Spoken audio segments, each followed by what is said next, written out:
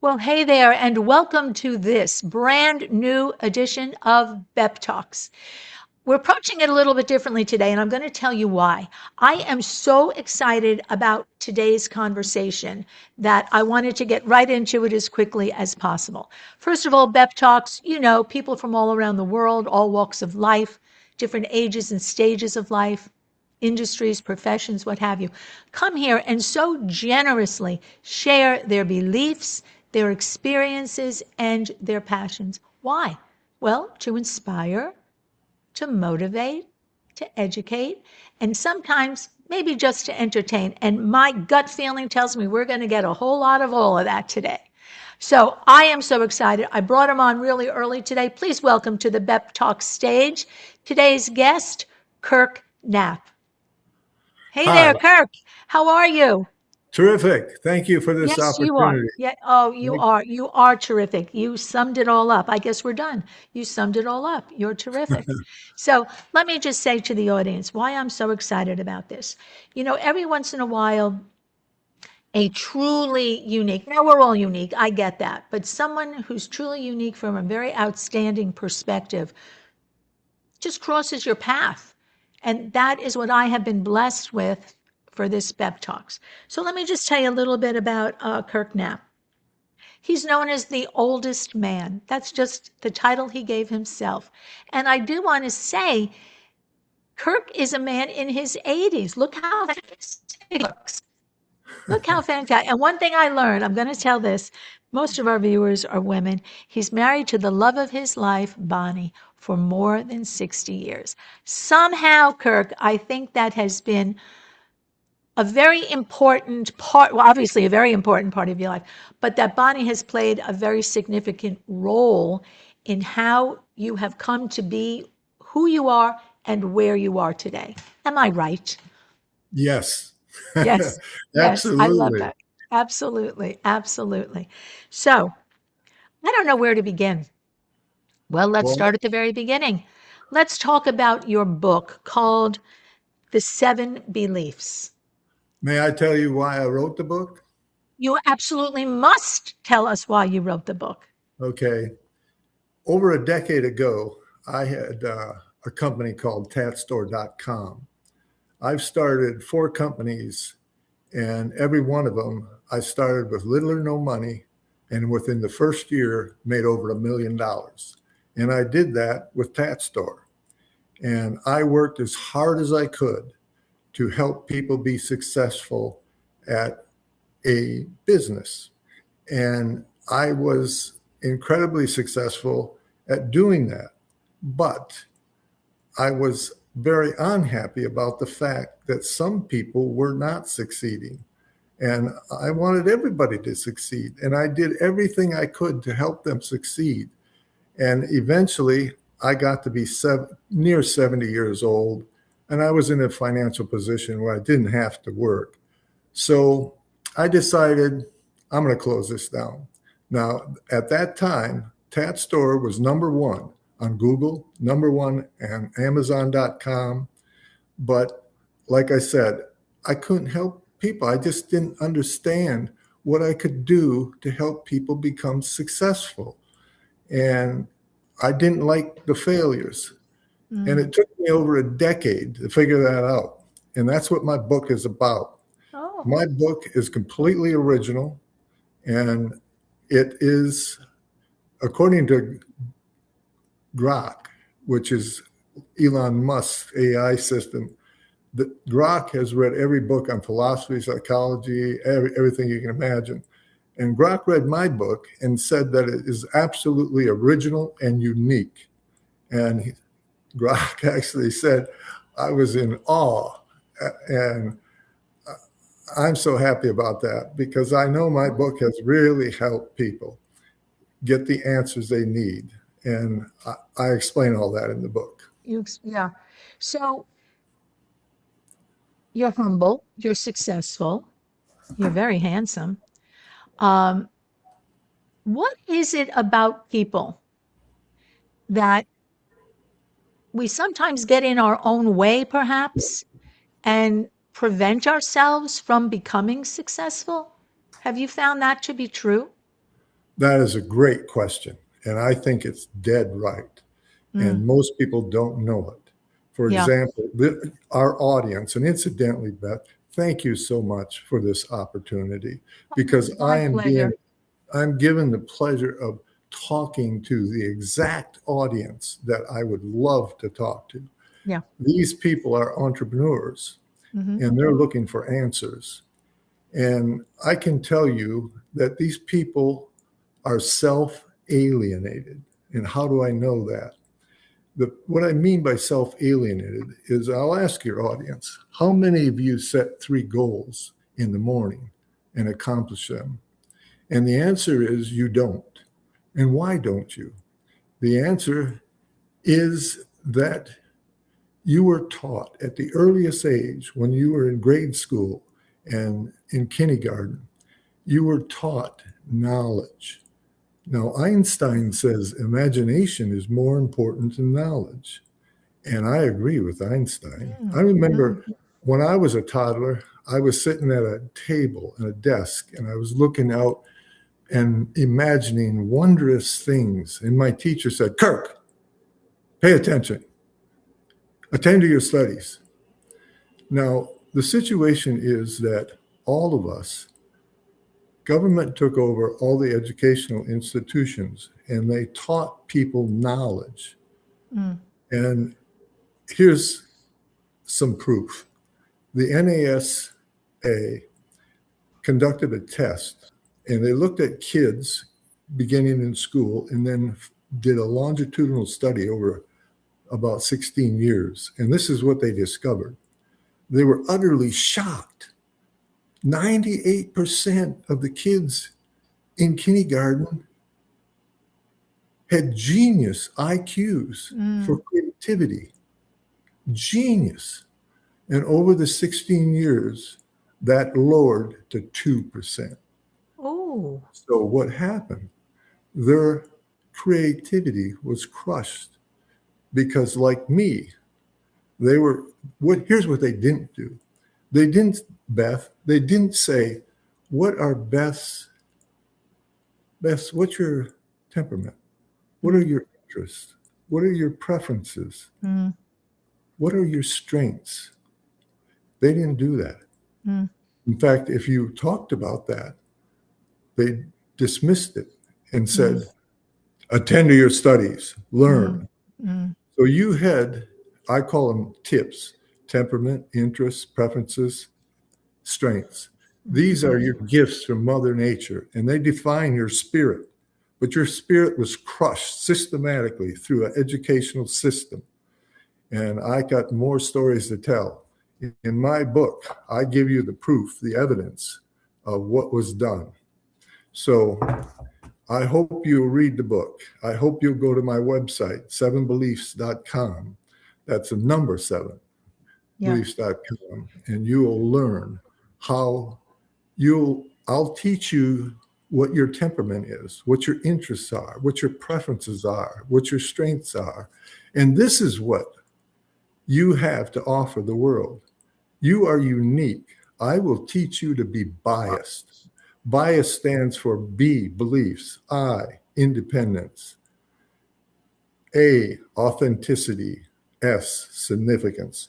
You have something to offer the world that nobody else has, and it's your bias. So I teach people to be biased, and I teach you a lot more than that. Is that answered?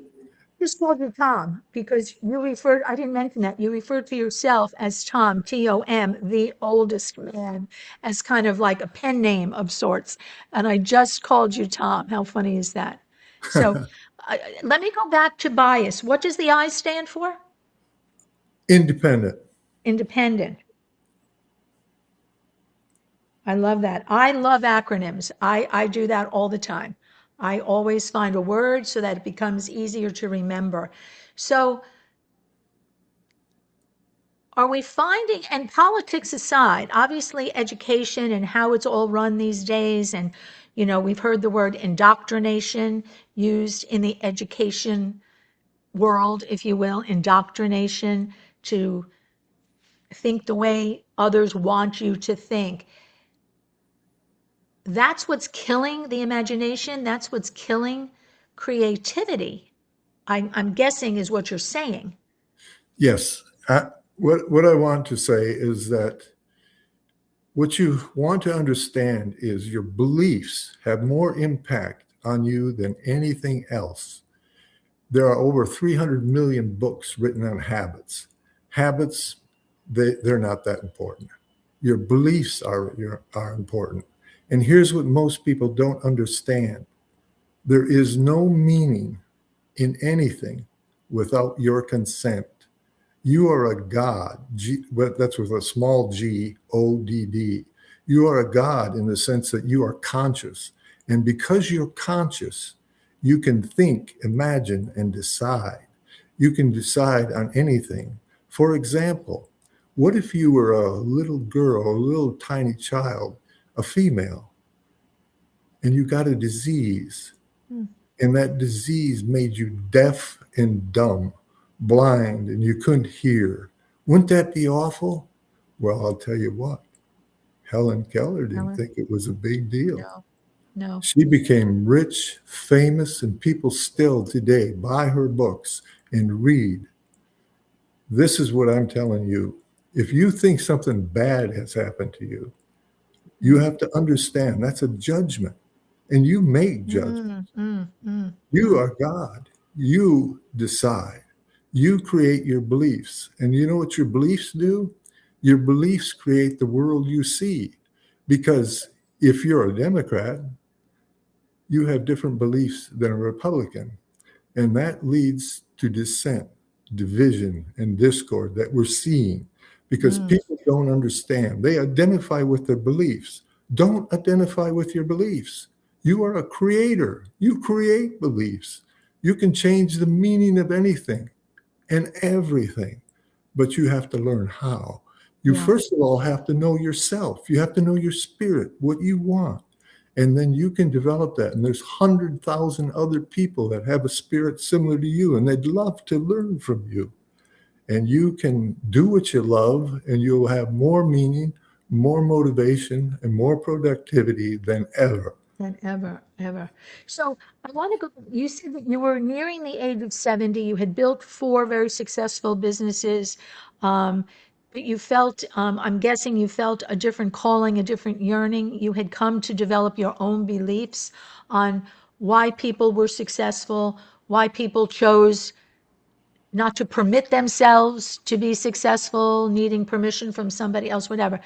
At the age of 70, which I'm making the point, is that it's never too late to make significant adjustments in your life and to align yourself to be successful as a human being. You might not go out and create multi-million dollar businesses, but you're successful in and of yourself because you gave yourself permission to be successful.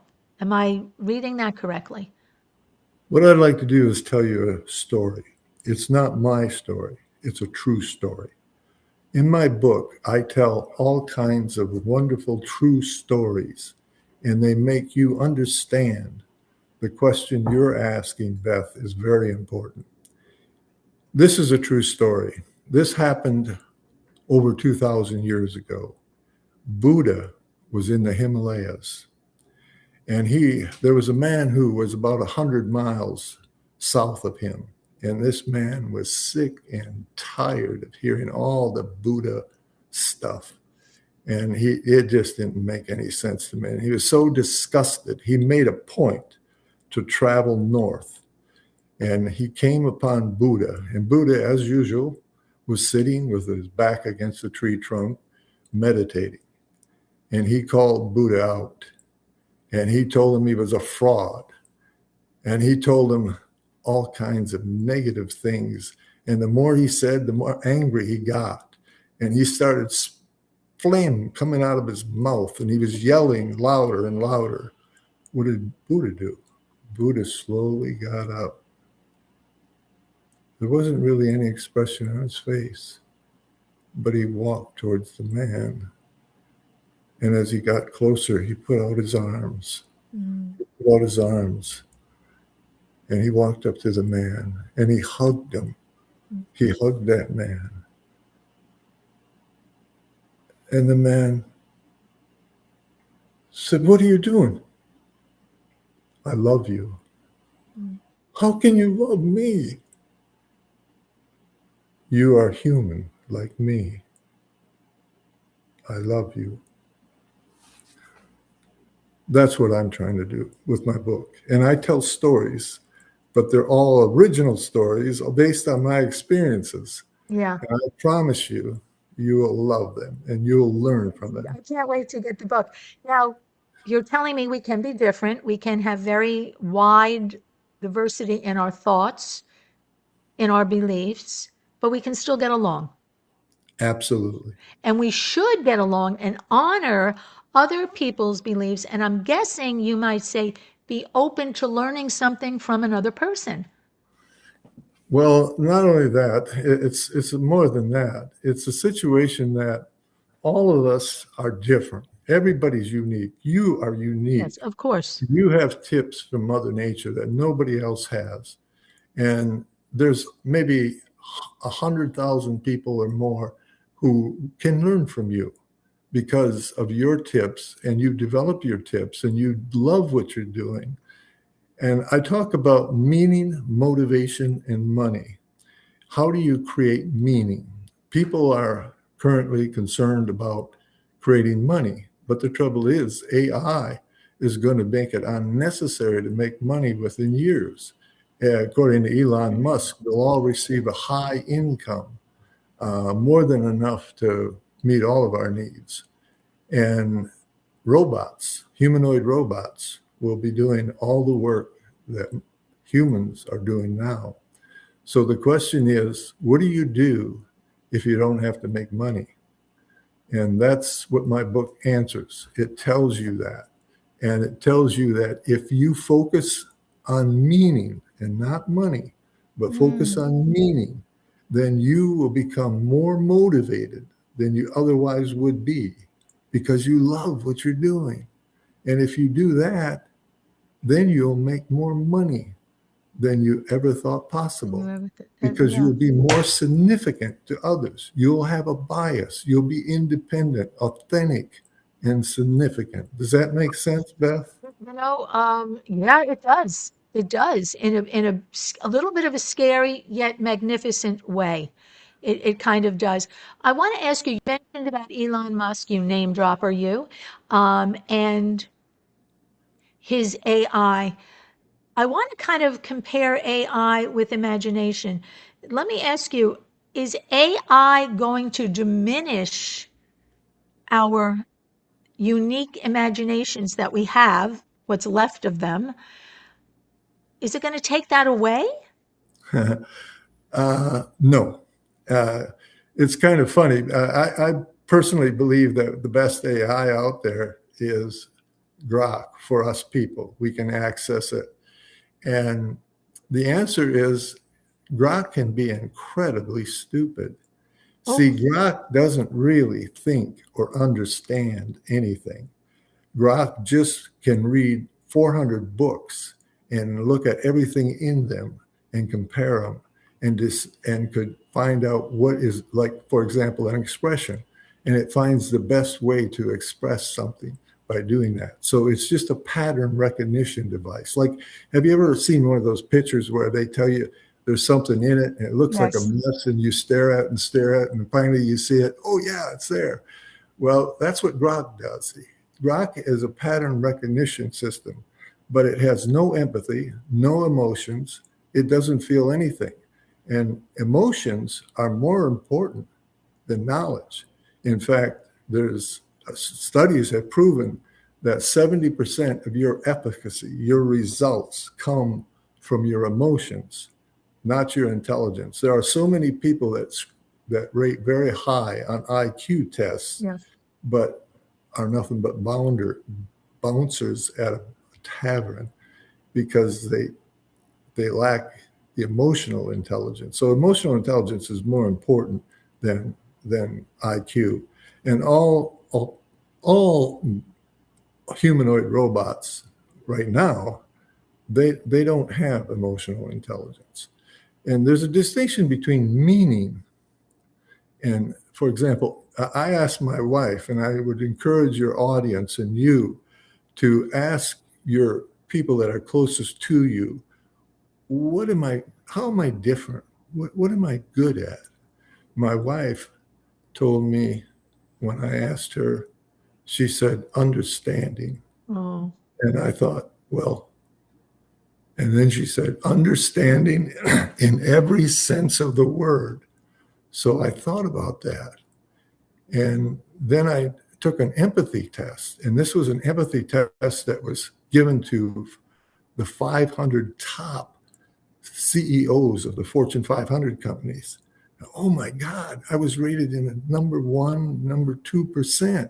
So 490 of them didn't have the empathy that I had. And it turns out that those 10 that were in the same category as me, we had no way of testing who was the best. But the okay. point is that you have to understand empathy is not knowledge, it's understanding. And you want to develop if you develop your tips, then you can be in a better position to understand others. In fact, you can go to my website at sevenbeliefs.com and you can take a free empathy test and you'll learn your score on empathy. And I'm looking for people with high empathy because I have a mission and I want to pursue it. And your audience, Beth, is exactly who I want to communicate with. Yeah. I Yeah. want to help them, and I think I can. And my mission, the word FIA is an Italian word, and it means creative, self-reliant person. And meta, of course, means transformative. So, for example, the caterpillar becomes a butterfly. And I want to help people become metaphians, that is, people who are massively creative and self-reliant. And then they can teach others to be that. So I have a metaphian movement. And if you go on my site, you'll learn about metatheism. And if I'm successful, I will recruit you and I'll have a person to work with. And my goal is to create 1 million metatheans by next year. And these, you can think of them as teachers. Well, I actually call them advocates because they advocate the ideas that are in my book. Right. And I think there's, I can't really explain everything as well as I can in the book. So and incidentally, you can go to the site, sevenleaves.com, and you can click and get a free chapter, a free introduction to the book, and you can decide if it's for you or isn't. You did it in such a generous and intelligent way. And good imagination, by the way, from a marketing perspective. I am known to be a true empath. I've been criticized because of it. That, Beth, you always lead with emotion. And I'm like, but that's who I am. I don't choose to. It's just always there. It's just, close to my heart, close to relationship with people. Oh, you're too sensitive. I said, I'm not sensitive about me. You can say anything you want about me. I am sensitive to and react to what other people are sensing and feeling and going through. And I've been criticized for that. You're just telling me that could be a superpower. It is a superpower, and you need to teach others to have that superpower. Oh, And if we do that, something wonderful will happen. yeah. We'll become like Buddha. We'll say, I love you. You're totally different than me. But you know what? I have a team and you can do what I can't do. And together we can do more. So let's create a team of people, blah, blah, blah. And incidentally, my wife, who is a potter, she told me that the best part of my book comes in 3 sections: meaning, motivation, and money. And she said, after reading through the whole book, how many times, Bonnie? About a number of times. She said that the best part for her as a potter, uh, she's in a number of galleries, but she said the best part was reading. After having studied meaning, motivation, and money, she really got answers to help her make more money by working with others and identifying how they can work together, how they can create a tribe. And that tribe becomes bigger than one. It becomes what you're looking for, I think. That Yeah, yeah. And I think that we see that out in the world through celebrity, if you will. You mentioned Tony Robbins in a previous conversation you and I had, and he certainly would be an example of that. How he had um, the words, the wisdom, the imagination to create what he created. So there can be many Tony Robbins in the world, and in fact, there are. And we all have the opportunity to be bigger, better. And I don't mean necessarily more money, but to be happier, to have a greater impact in the world, to leave the world a better place, and to have some sort of a positive legacy that we leave behind. Don't we all have that opportunity? absolutely, you are So what absolutely right. so why do some people like not they're just not interested in it? They don't think they're deserving of it. They, Well, as you say, unfortunately, they're just not motivated? that's right. They're not motivated because they don't know their own spirit.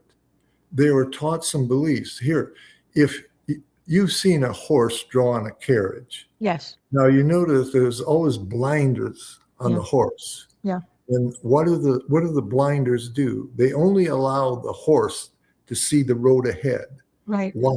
Because that's what the driver wants. The driver doesn't want that horse to see other things and be distracted by him. He just wants the horse to go straight ahead. Right. Right. Now, politicians, religions, all the commercials, they do that. They want to instill in you a Yes. belief that will allow you to only see the road ahead that they want you to go down. What I want to do is save lives. People are spending their lives on distractions. Why? Why are they spending them on distractions? Because they're bored. Why are they bored? Because they don't know their tips. They don't know their spirit, and they Mm. don't know how to work with others, which Yeah. they can do.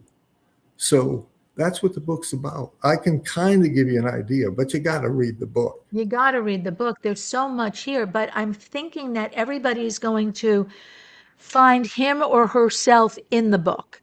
They're going to Absolutely. know what applies to them, and therefore what's going to empower them or give them the right to make the decision to Right. make Well, changes. absolutely. See, the thing is, they don't have their spirit. They have the blinders on. They were taught a belief. And if they're a Democrat, they think of socialism, progressivism, communism, whatever you want to call it. And they Right. see the world through that lens. That's Right. all they see. Or if you're a Republican, it's different. But the point is the beliefs. People are trying to manage people, trying to manage you. Yeah. And Yeah. they don't teach you, they teach you to be a conformist. They Right. want you to just conform. And because that you made great robots that way. But now that the industrial age is going to pass and we'll have robots doing all the jobs, now what are you going to do? If you know your spirit, know yourself, you're going to be motivated. You're going to find it meaningful to do to pursue your interests, your tips. And incidentally, I teach you your tips in my book. And then you will be able to find meaning. And the more meaning you find, the more motivated you'll be. Sure. I mean, nobody likes doing things that aren't motivating, but if Right. it's meaningful to you, Right. you'll be very motivated. Therefore, you'll be more productive. Therefore, you'll create more money. By money, I just mean significance. You'll Yeah. contribute more to others, and it'll be massive, more massive than you can imagine. Everybody Yeah. can make $1 million. Yeah. Wealth comes in different colors, sizes, shapes, and forms. Wealth. Right. Yeah, not just my. So, Tom, I'm calling you Tom again. good. I knew I knew that this BEP Talks was going to be, well, they're all unique, of course, because as we agree, we are all unique. But you have created such curiosity in me because I am a Good. curious, yes, good. And I believe, I hope that it has created curiosity in our listeners and in our viewers so that the next thing you have to do is you have to go to the number seven, beliefs.com. And I think you're going to meet someone fascinating. And I don't mean Kirk or Tom, I mean yourself.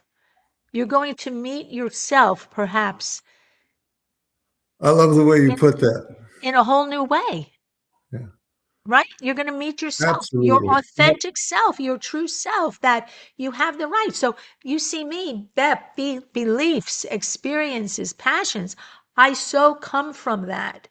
And as an empath, encourage others, please go be the best that you can be the happiest you can be. Find what motivates you. Understand, as Kirk is going to teach you, what your temperament is. Share what your interests are, your preferences. A lot of people don't ask, well, what are your preferences? You go to a restaurant, they ask you what you want, what you prefer, better white wine, but we're talking about much more significant preferences and strengths, your inner strengths, the strengths that at any age, as Kirk has told us, you can tap into a greater level of. Go meet yourself. Go learn really who you are still meant to be, who you still can become. And then use your imagination and find ways to share your new self with other people. That's creating a team, and a That's team creating a brings team. out more strengths of you and others. And as a Absolutely. team, you will achieve so much more. And Yes. it was really a pleasure to watch my wife uh, learn to befriend others who doing things completely different than anything she could do, but together they can do more for each other. Absolutely. So think Absolutely. about it this way. Uh, I guess I would just say a team is better to have than be. It's great for you to have a tribe. Yes. Well, listen, I also love math, and we know that the total is always greater than the sum of the parts. So Okay. get on your team, choose your team, become part of somebody else's team. And as I said, discover at any age, at any stage of your life, what's really meant for you in this world. Kirk, you are truly, I'm going right now and getting the book. I urge everybody, please go to sevenbeliefs.com. Find out, get the book. I imagine it's on Amazon. Seven Yes. Beliefs. Yeah, and it tells you you can take an empathy test. You can get the results of that test. There's other tests that will really help you identify your tips, and you can get everything is self-explanatory. And if you have a problem, you just email me and I'll help you with it. Well, you are right. You told me that you are a great storyteller. And indeed, you are. You are the real deal, Mr. Kirk Knapp. And I thank you so, so much for joining me here today on BEP Talks and sharing, well, as an 80-year-old, sharing your life's discoveries, your challenges, your successes, and your humility. And I thank you so much for being with me today. Thank you. Well, Thank you. it's been an enormous privilege. Oh, I'm well, 82. God bless. God bless. And as I say to all of our viewers, all of our listeners, you have a story to tell. We all have a story to tell, and they are all worth sharing. They are all worth hearing. So please go to BEPtalks.com, find out how you can become a guest on this stage at BEPtalks.com. And as we always say, until we talk again, may the best always be yet to come. So until then, I will say bye for now. And once again, thank you, Kirk. Thank Thank you. you. Thank you. My absolute pleasure. Wishing everyone a wonderful day. Bye for now. Bye bye. Bye.